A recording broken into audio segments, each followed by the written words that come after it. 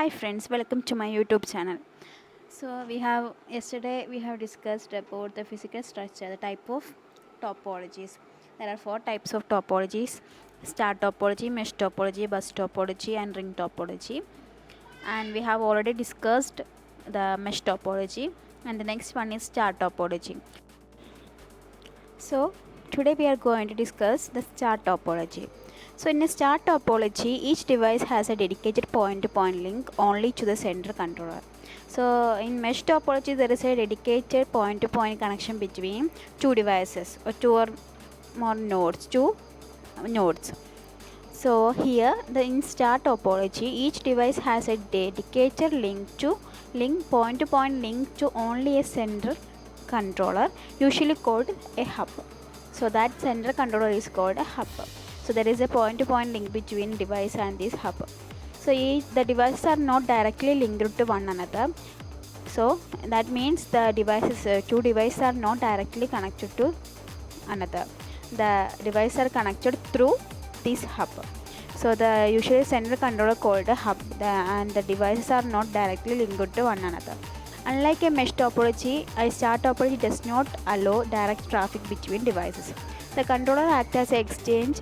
If one device wants to send data to another, it sends data to the controller, which then relays data to other connected devices. So the figure shows that there are four types of station and there is hub, and the devices all are connected to the hub. When we need to exchange some data between these devices, one station must send to the hub. The request must be sent to the hub, and the hub must be initiate the transfer to the recipient. So that's happening in star topology. So the advantages of star topology: a star topology is less expensive than a mesh topology. So it's less expensive than mesh topology. In a star, each device need only one link and one input output port to connect it to any number of others. So these factors also make it easy to install and reconfigure. So in star topology is very easy to install and reconfigure because there is only one input output port to connect to any number of devices. So far less cabling needs to be housed.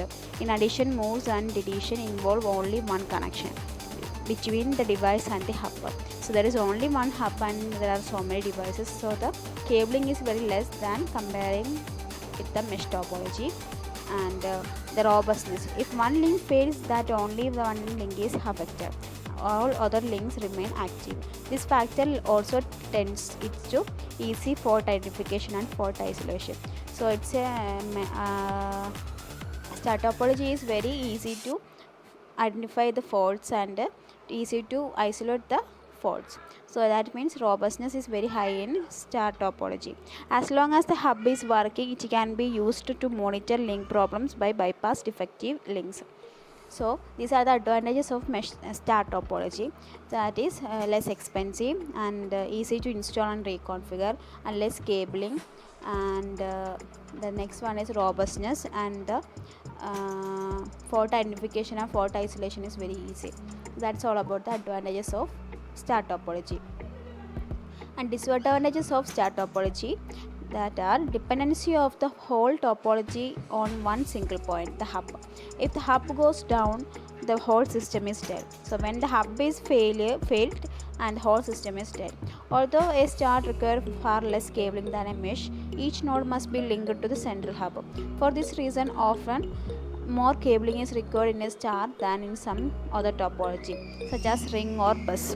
The other star topology is used in a local area network. LANs, high-speed LANs, often uses a star topology with the central hub.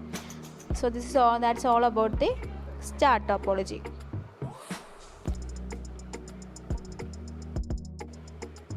So that's all about today's class. So we have discussed star topology and its advantages and disadvantages. So let's continue our next class in next day.